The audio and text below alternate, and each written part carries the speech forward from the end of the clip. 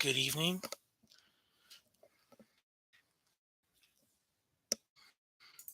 Hey, I'm glad to see everybody's doing all right. Welcome to Sports Talk. My name is Edward, and just want to wish everybody a happy Friday. I want to thank you all for waiting. We had some technical difficulties, but it looks like we're we're able to um, get going here. So tonight's show. One second here. Still getting used to this here. There we go. Going to be about the NFC Championship game and the AFC Championship game. Weekend is Championship 4 in the NFL. So, if for those of you that don't know, we are at the NFL Final Four. And that means the winner of these two matches will go on to play in Super Bowl 57, which is being held in Arizona. So for the NFC side, we have the Eagles, the number one seed in the NFC, against the San Francisco 49ers, the three seed. Also in the AFC, we got the Kansas City Chiefs, the number one seed in the AFC, and the Cincinnati Bengals, the number three team in the AFC. And looks like we got some Niner fans tuning in. So let's go ahead and break down first the matchup you're going to see on Fox, the Eagles and the Niners. Everybody knew that the Eagles had a very spectacular team. They had offense with Jalen Hurts as their quarterback and wide receiver cores in the running game. Throughout the season, they dominated pretty much the NFC. I know they had some losses against Washington. That game they should have won, but it is what it is. But now the biggest face they got to go up against is the 49ers. Yes, the 49ers. The same team that went last year and lost to the Rams. I felt like saying that. But this is going to be a very competitive matchup. It's going to be a very offensive shootout, that's for sure. You had Jalen Hurts for the Eagles and Mr. Reliable in history to make it to the Super Bowl in his first year. In past histories, we've had four quarterbacks in their first year took their teams to that conference championship game, but they didn't win it. Who are they? I'll tell you. So you guys heard of Sean King, right? He was a quarterback of the Tampa Bay Bucks in 1990 NFC title game, and they lost to the Rams 11-6. We go to Big Ben Roethlisberger of the Pittsburgh Steelers. We all know he had that 15-win season, ran into the Patriots twice, but this time the Patriots were able to put the beat down on them. So we all know how that happened there. So he's the second quarterback to lose it there. Number three, Joe Flacco, 2008 Baltimore Ravens. He took the Ravens to the AFC Championship game. What happened? He lost to the rival Pittsburgh Steelers. Now, the last guy we have is Mark Sanchez. For those of you who know Mark Sanchez, he's the guy that works for the analyst on the NFL on Fox. What most of you don't know is that he was a very decent quarterback with the New York Jets. He took the Jets to the AFC Championship game twice. And we all remember the butt fumble that happened a couple of years after that, which set his career down the dinkhole. He took the Jets to the AFC title game in 2009 in his first year. Guess what? They lost to Peyton Manning and the Colts.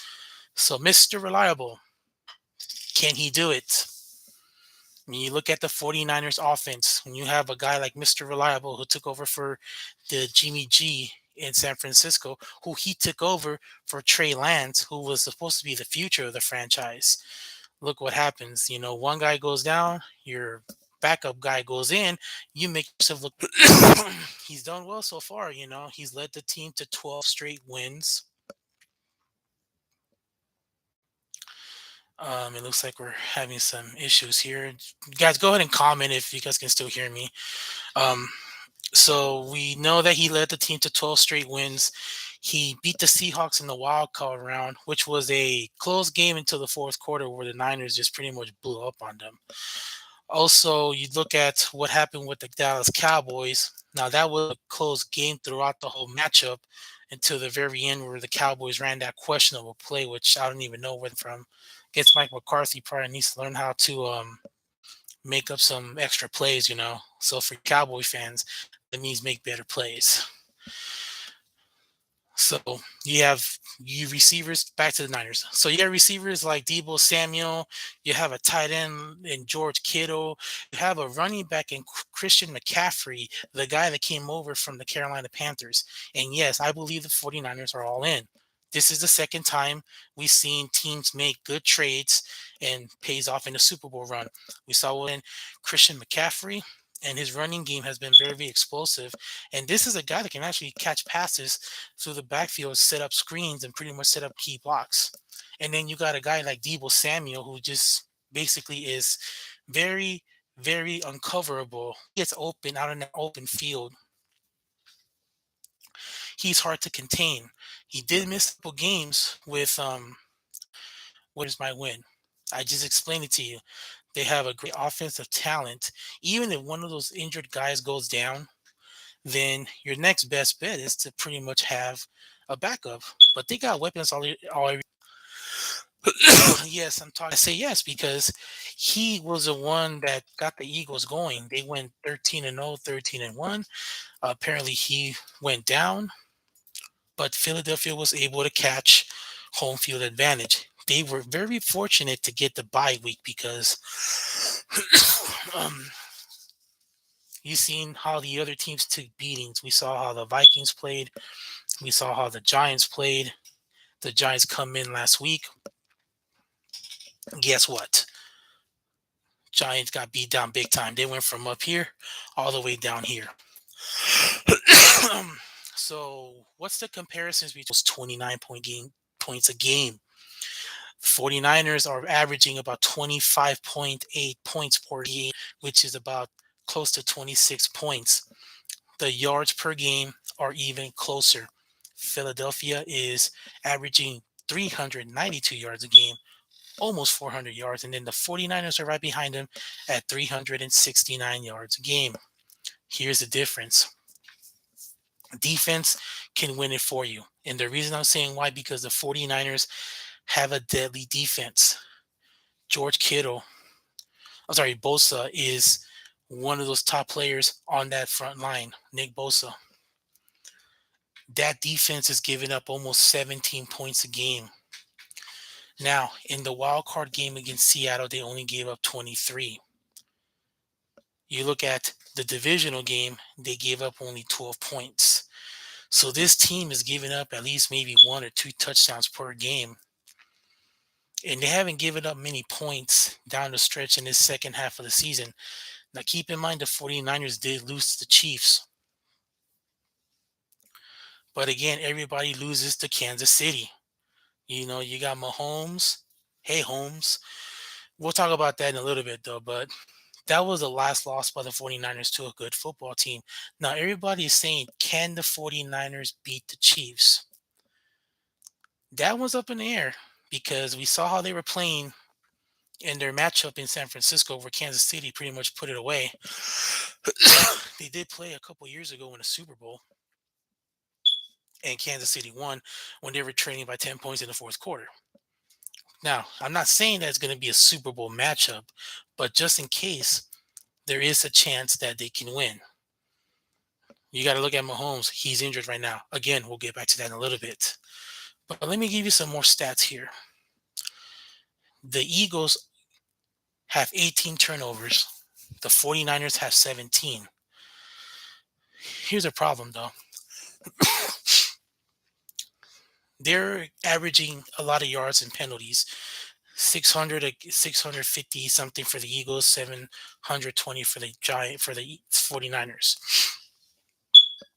One thing that has to happen here, if you're the Eagles, you're going to have to play perfect football because you do not want to get into a shootout match with the 49ers. Given their talented offense they have in running games, passing games, and you got a quarterback who's basically playing like he's been a pro. The guy's only a rookie. He's already being compared to rookie years such as Dan Marino and Kurt Warner. You know, Kurt Warner won a Super Bowl. Dan Marino's in the Hall of Fame. They're both in the Hall of Fame. So these guys got a pretty good resume, and very interesting to see what will happen as far as Mr. Reliable and Jimmy Garoppolo, and also what's going to happen with Trey Lance. Remember, he was to be the future of this team this season. He went out after 2 games. the guy, the guy that he was supposed to replace went in and took over, had a decent streak going, but then he got hurt. So then here comes this seventh round rookie. You can relate it to Tom Brady because, I mean, Tom Brady's the greatest of all time. He's the GOAT. I mean, you can say this is 2001 all over again because you compare the numbers, you compare the playoff wins, and you also cover the offense that both these two guys had. Now, in a matchup, those two will play. Actually, you know what? They already did play. I remember Brady came down here to San Francisco, and let me see. Yeah, he got the tar beat out of him. I think it was 35-7. I mean, you guys can quote me on that or not, but this is going to be an interesting matchup when it comes to the 49ers weapons against the Eagles defense. Now the Eagles have Jalen Hurts. He could be a potential MVP quarterback, but you got to realize this offense relies more on him. He has to be on the field. He has to be consistent. Has to throw the ball well. He's got to run the ball well. Get out of the pocket. He's got to find his receivers down there. But I mean, can they to tell? Because again, you're looking at defense, offense, a shootout maybe. I'm telling you right now, I'm going to be the first one here to predict the final score.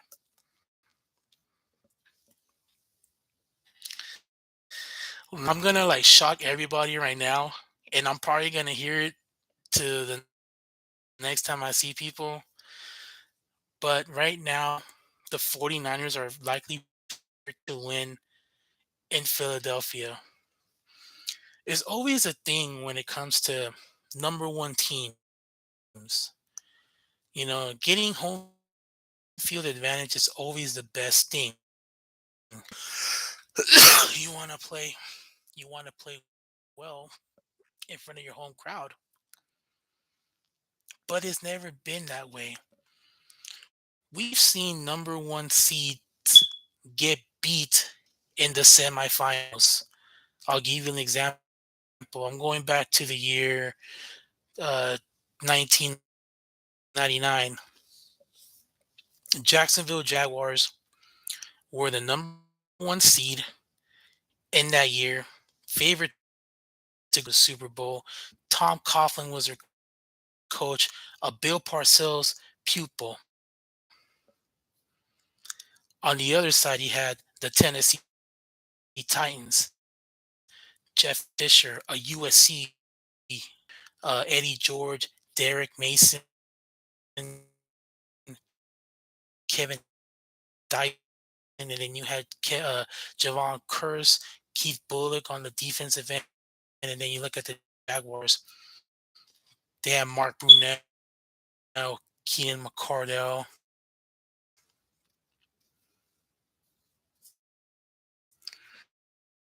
Jimmy Smith. I mean, that was a year they sent Dan Marino to his retirement. The team won 14-2. They beat everybody except Tennessee. Guess what happened in the AFC Championship game? 33-14. Not number one seeds can actually win it. Let's give you another one. Um, oh yeah, the Pits they hosted the AFC Championship game. Their opponent, Tom Brady, his first year as a starter. Same like Mr. Reliable, could beat the Steelers in their home turf, winning the AFC Championship game. 3 years later, they met again. This time it was Big Ben. The winner, Tom Brady. Steelers were the number one seed. So it doesn't really matter sometimes that having home field could be a good thing. We remember the Green Bay Packers from the COVID year. They were the top seed team. And guess what happened? Tom Brady beat them. We go back to last year. Aaron Rodgers had the one seed. Who beat him in the playoffs? 49ers. Gave him the early exit, which I was happy with. So number one season in title games is never really easy. You rarely see one of those successful matchups, one of those successful teams that actually have everything they need, three squares of the game. So for this game, and from it, the reason I'm picking the 49ers is because that's a complete team. They have a core, they have a defense. Now Philadelphia has home field. They have a great quarterback. He's an MVP candidate. He's got a lot of good years playing. I gave it to the Niners, but this will be a high score, 41-38 San Francisco. So that's my pick. So now we're going to go to the AFC matchup. Now this one I'm really looking forward to. For the third time, or actually the fourth time, we're going to see Cincinnati and Kansas City. We're going to have Joe Burrow in one corner. We're going to have Patrick Mahomes in a corner. Now, the big story of this game is Patrick Mahomes' ankle. For those of you that missed the last matchup with the Jaguars against the Jaguars in the second, how his game very, very able to rely much on his blocking, injured ankle, and it hasn't really healed fully. He talked about it in practice on Friday, and he said that it's still bothering him, but he says he is good to go for Sunday. So what does that mean? Are we going to see this Patrick Mahomes that has the MVP caliber and the guy that makes the plays? He throws a ball deep. He can run down the field. He can set up screens. He can throw the playoff game, which is struggling, having to go out the pocket, maybe take a couple sacks. He threw for 2 touchdowns, but he only threw for about 190 yards. I mean, you could win with that stat, but you're gonna have to do more if you want to kick your butt the last 3 times. Talking about the first meeting, which was the AFC Championship game, in Arrowhead. We remember the also the Week 17 matchup before that. We remember the matchup this year where that game, if you haven't seen these two teams play, go back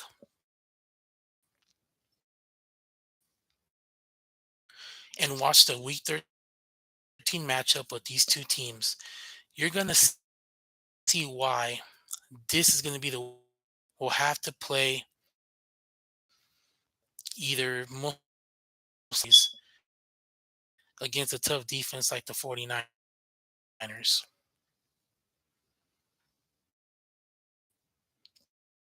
I know Holmes can, and he's already done it.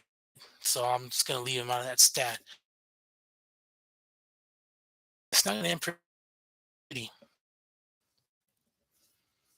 So what does the Chief have to do to win this game? First, keep Mahomes.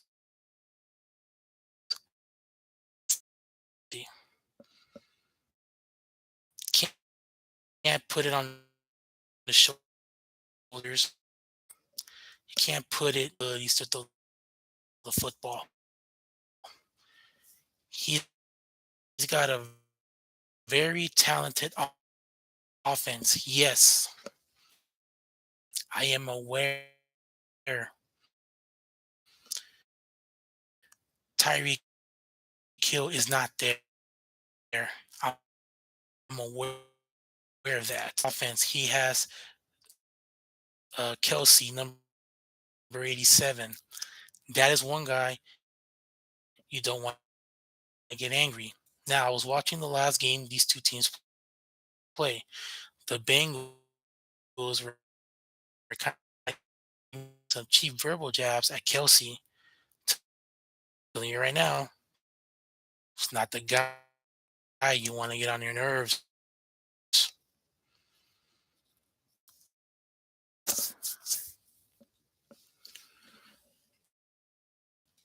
He's going to have to rely on those weapons to get it to the Super Bowl. Now you look at the Bengals. This is the second time he's been to the championship game.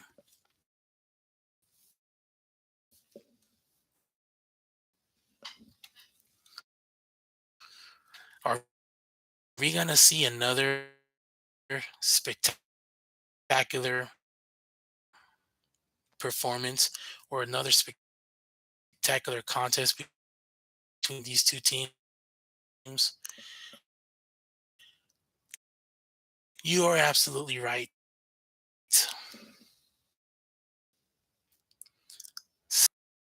Calling the AFC Championship game Patrick Mahomes invitational matchup. We get it. But remember, we dealt with Bill Belichick and Tom Brady before in the AFC.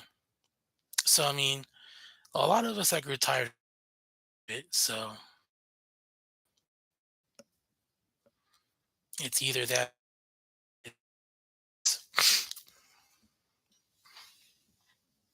Now, Joe Burrow is another MVP candidate quarterback.